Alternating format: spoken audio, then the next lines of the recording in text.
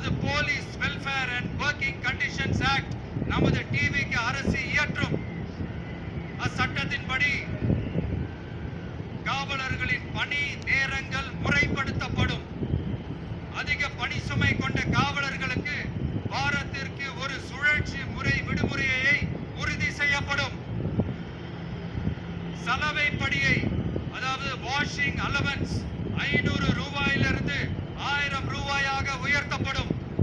மேலும் மதுரை, கோயம்புத்தூர், திருச்சி, திருநெல்வேலி, சேலம் மற்றும் வேலூர் ஆகிய இடங்களில் காவலர் நல மருத்துவமனைகள் நமது டிவிக்கு அரசு நிறுவும். கடைசியாக பெண் காவல்துறை அதிகாரிகள் பாதுகாப்பு நெறிமுறை அல்லது பாதுகாப்பு பணிகளுக்கு பணியமர்த்தப்பட மாட்டார்கள்.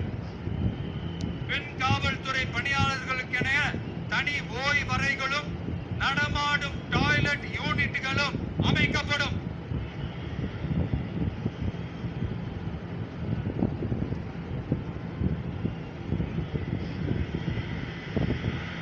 நீங்க எல்லாரும் இந்த விஷய 100% நம்பலாம்.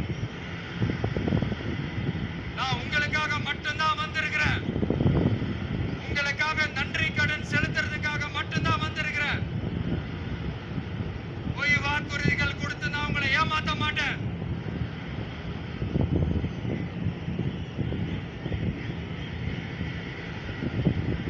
அதனால உங்க அண்ணனுக்கு, உங்க தம்பிக்கு, உங்க மகனுக்கு, உங்க பிள்ளைக்கு